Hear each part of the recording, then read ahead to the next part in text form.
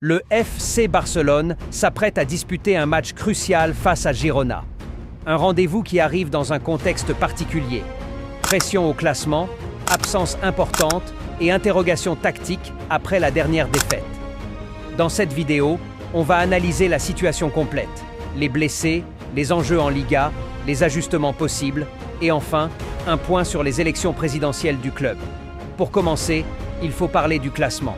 Le Real Madrid s'est imposé face à la Real Sociedad et a repris provisoirement la tête du championnat. Conséquence directe, le Barça est obligé de répondre. Dans une Liga qui se joue sur 38 journées, chaque faux pas peut coûter très cher. L'écart reste faible, mais la dynamique est essentielle à ce stade de la saison. Et justement, avant même de parler du jeu, il faut évoquer un élément clé, les absences. Plusieurs joueurs importants manqueront ce match contre Girona. Marcus Rashford est forfait, n'ayant pas participé à l'entraînement collectif. Pedri est également absent, avec un retour attendu la semaine prochaine. Gavi poursuit sa récupération et ne reviendra pas avant quelques semaines. Christensen est indisponible. Et bien sûr, Ter Stegen reste absent pour une longue durée après son opération. Cependant, une note positive. Rafinha a repris l'entraînement avec le groupe. Il devrait être disponible, probablement avec un temps de jeu progressif afin de retrouver du rythme. Ces absences obligent donc le staff à adapter son 11 de départ.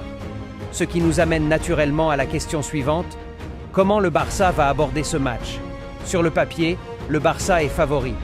Mais Girona a montré ces derniers mois une nette amélioration dans l'organisation et la qualité collective. L'équipe reste parfois friable défensivement, mais elle est capable de poser des problèmes si on lui laisse des espaces. À domicile, le Barça devra imposer son tempo et éviter toute déconcentration. Car au-delà de ce match précis, c'est surtout la manière qui sera observée. Et cela nous amène au cœur du débat actuel, la question tactique. La récente défaite contre l'Atlético Madrid a mis en lumière plusieurs problèmes. D'abord, un pressing mal coordonné. Ensuite, des erreurs individuelles sur des moments clés. Enfin, une ligne défensive très haute qui expose l'équipe face aux adversaires rapides. Le système offensif permet de créer beaucoup d'occasions, mais face aux grandes équipes, chaque erreur se paie immédiatement. La vraie interrogation est donc la suivante. Le Barça doit-il parfois accepter de baisser son bloc pour mieux gérer certains moments du match? Certaines séquences montrent que l'équipe a du mal à adapter son plan en cours de rencontre. Or, dans une saison aussi serrée, la capacité à gérer les temps faibles peut faire la différence. Cependant, il est important de rappeler que malgré ces critiques, le Barça reste pleinement engagé dans la course au titre.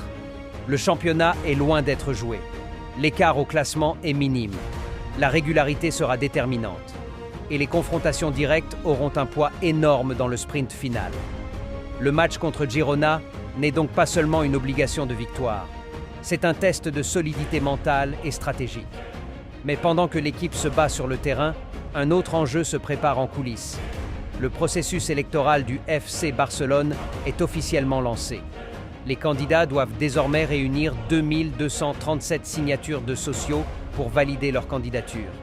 Plusieurs noms sont en lice, notamment Joan Laporta, Victor Font et d'autres profils déjà connus des sociaux. Dans les prochaines semaines, les différents programmes seront dévoilés. Ces élections auront un impact majeur sur la direction sportive et financière du club.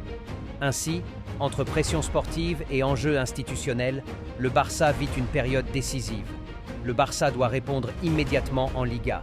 Il doit composer avec plusieurs absences importantes. Il doit corriger certaines fragilités tactiques. Et en parallèle, le club prépare un tournant politique majeur.